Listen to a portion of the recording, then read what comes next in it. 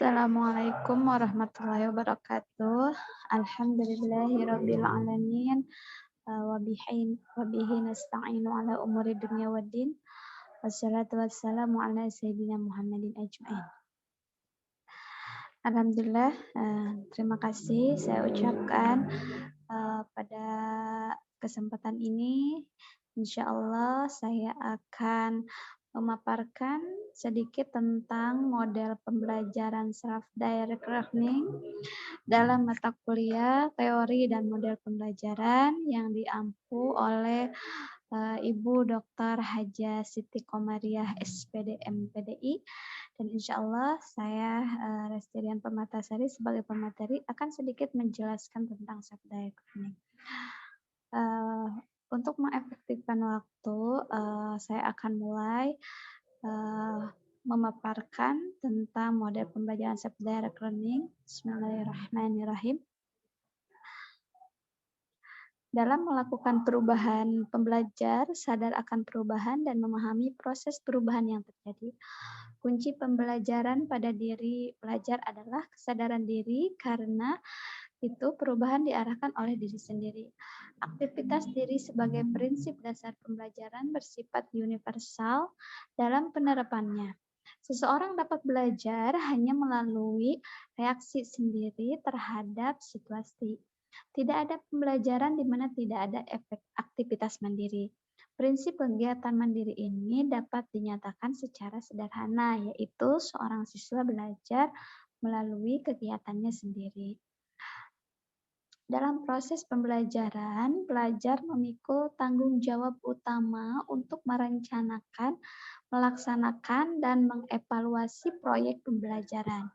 Pelajar memiliki apa yang harus dipelajari dan bagaimana cara belajar, dan juga memutuskan kapan untuk melanjutkan dan kapan harus mengakhiri proyek pembelajaran.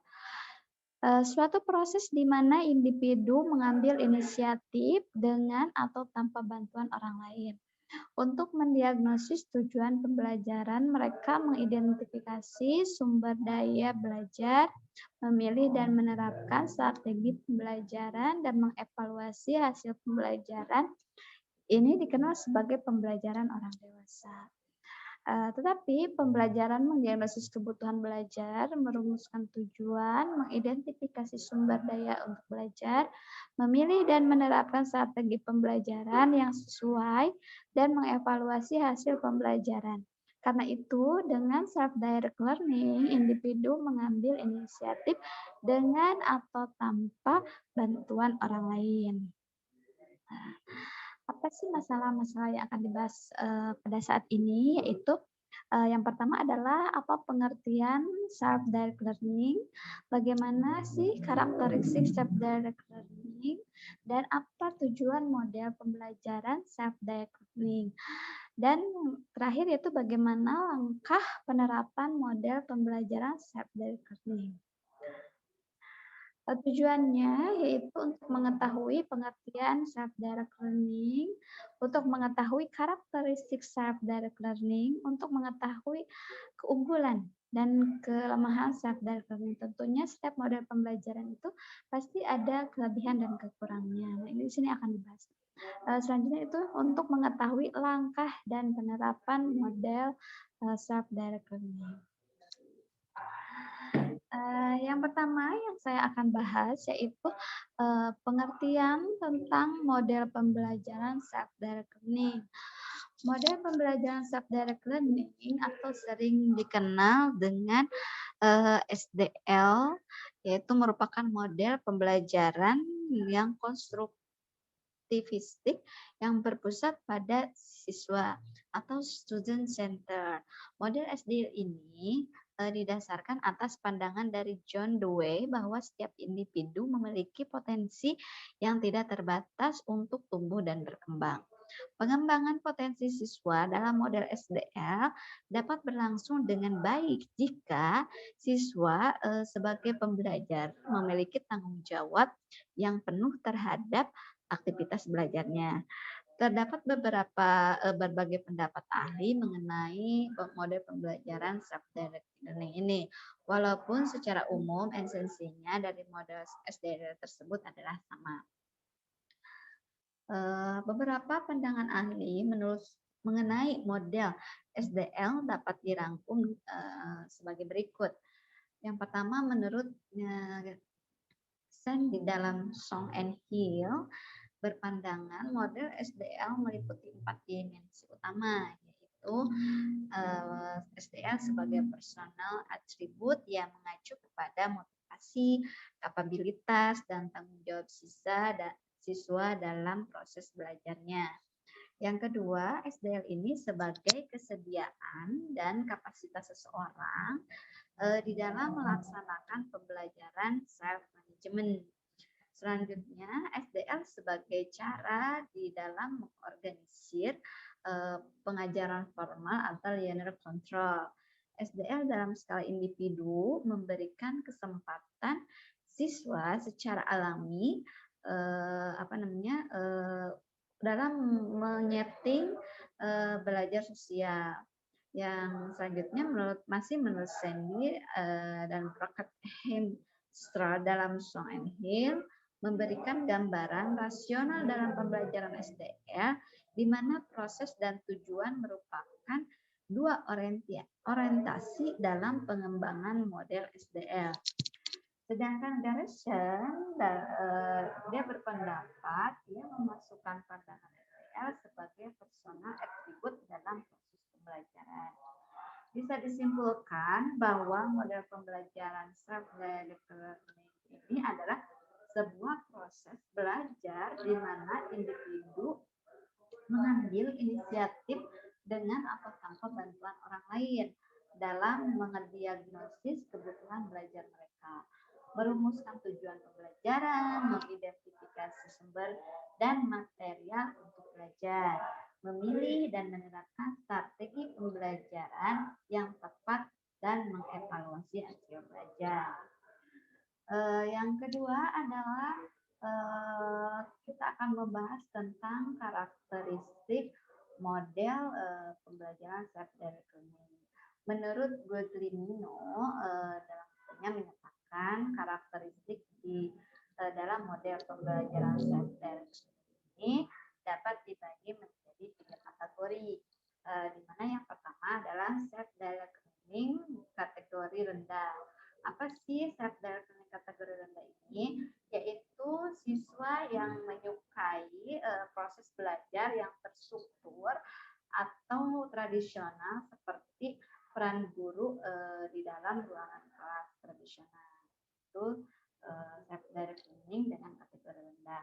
Yang kedua adalah self-directed learning dengan kategori sedang, yaitu di mana berhasil dalam situasi yang mandiri tetapi tidak sepenuhnya dapat mengidentifikasi kebutuhan belajar, perencanaan belajar, dan dalam melaksanakan rencana pembelajaran.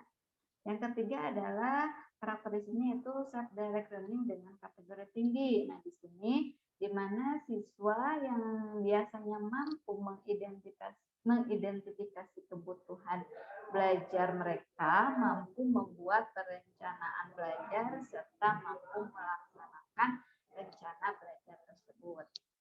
Sedangkan menurut Grace dalam bukunya mengungkapkan bahwa karakteristik seseorang yang memiliki self-directed learning adalah kritis, kreatif, mampu mengobservasi, merupakan pendengaran yang baik dan cukup responsif terhadap berbagai hal. Itu karakteristiknya. Adapun tujuan model pembelajaran self-directed learning ini adalah yang pertama yaitu siswa mampu memiliki inisiatif untuk pembelajarannya sendiri dan bertanggung jawab terhadap apa yang dia pelajari tanpa bantuan orang lain. Yang kedua adalah dia mampu berpikir kreatif, inovatif, dan kompetitif. Yang selanjutnya dia mampu merumuskan tujuan belajarnya sendiri serta mengidentifikasi sumber belajar. Yang terakhir yaitu mampu menganalisis diagnosis kebutuhan belajarnya sendiri. Nah, itu adalah tujuan pembelajaran self-directed learning. Adapun langkah-langkah serta tahapan pembelajaran self-directed learning, yaitu yang pertama adalah planning, di mana siswa merencanakan aktivitas pada tempat dan waktu di mana siswa merasa nyaman untuk melaksanakan belajar. Siswa juga merencanakan komponen belajar yang diinginkan serta menentukan target yang ingin dia capai. Yang kedua adalah memonitoring, di mana si siswa mengamati dan mengobservasi pembelajaran mereka. Banyak tantangan belajar yang dapat ditemukan oleh siswa ketika siswa memonitor pelajaran mereka sehingga akan menjadikan proses belajar yang lebih bermakna. Nah, yang terakhir yaitu evaluasi, di mana siswa mengevaluasi pelajaran dan pengetahuan yang sudah mereka lakukan. Kemudian guru memberikan umpan balik serta mengkolaborasikan pengetahuan siswa yang satu dengan yang lainnya untuk mencapai suatu pemahaman yang benar. Guru tidak dapat mengevaluasi siswa secara langsung, melainkan menyiapkan waktu untuk evaluasi dan umpan balik bagi masing-masing siswa. Adapun tahapan-tahapan self-directed learning ini, yang pertama adalah setting suasana belajar. Artinya kita sebagai guru harus melakukan penyetingan suasana belajar supaya siswa itu mampu mencapai tujuan pembelajaran secara mandiri. Yang kedua, mendiagnosis kebutuhan dalam pembelajaran. Yang ketiga, perumusan tujuan pembelajaran. Yang keempat, identifikasi kemampuan pembelajaran dan sumber belajar di dalam pembelajaran. Yang kelima, mengimplementasikan dan pemilihan strategi belajar yang tepat dan akurat. Yang selanjutnya adalah evaluasi hasil belajar. Adapun kelebihan metode self-directed learning ini, yang pertama, siswa bebas untuk belajar sesuai dengan gaya belajar mereka sendiri. Tetapi tentunya dalam pengawasan guru. Sesuai dengan kecepatan belajar mereka dan sesuai dengan arah minat dan bakat mereka dalam menggunakan kecerdasan majemuk yang mereka miliki.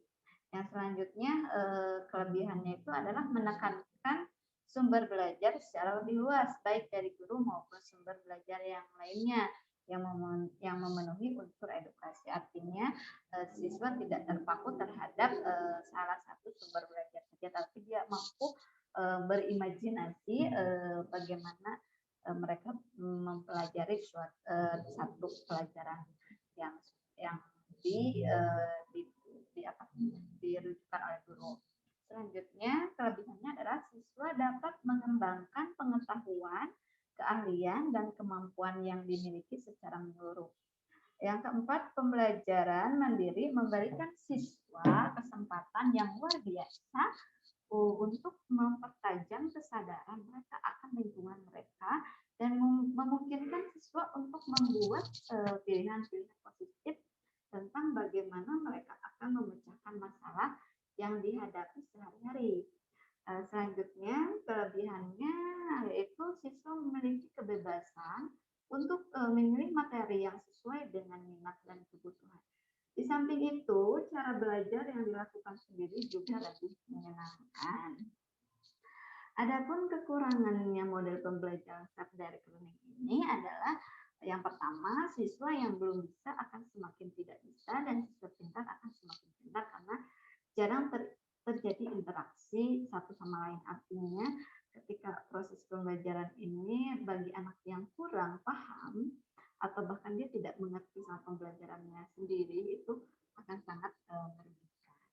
Yang kedua, bagi siswa yang malas, maka siswa tersebut untuk menggampangkan pemahamannya atau pengetahuannya. Jadi ketika siswanya sedikit susah, malas, dan tidak ada apa ya, tidak ada kemauan mungkin karena setiap anak itu akan berbeda-beda, maka model pembelajaran ini tidak akan efektif dan tidak akan efisien bagi siswa tersebut.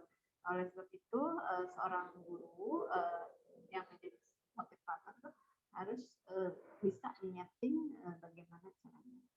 Yang ketiga, ada beberapa siswa yang membutuhkan saran dari seseorang untuk memilih materi yang cocok untuknya, atau karena siswa yang bersangkutan tidak mengetahui sampai seberapa kemampuan. Jadi kadang siswa memerlukan temannya apa yang harus dia kerjakan dan bagaimana. Itulah salah satu beberapa kekurangan model pembelajaran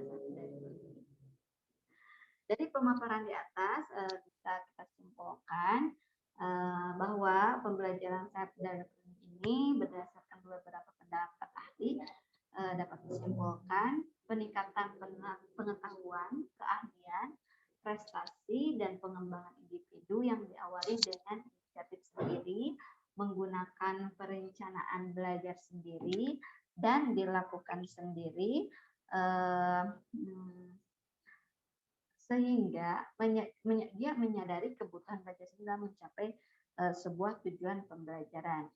Dalam SDL ini peserta didik sebagai apa? Sebagai subjek yang harus merancang, mengatur, dan mengontrol kegiatan mereka sendiri. SDL menuntut peserta didik menentukan tujuan belajar mereka sendiri, merancang strategi untuk mencapai tujuan belajar, dan merancang metode evaluasi. SDL memerlukan negosiasi dalam perancangan pembelajaran secara keseluruhan.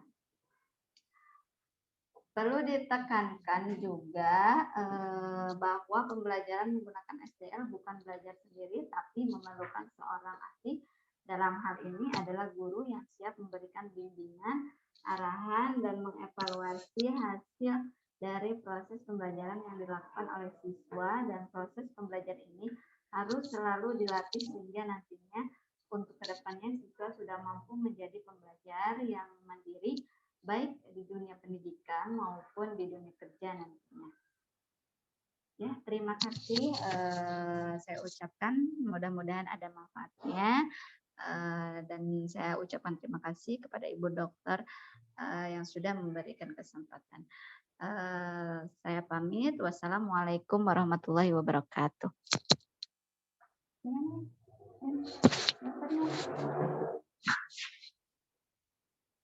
Ya.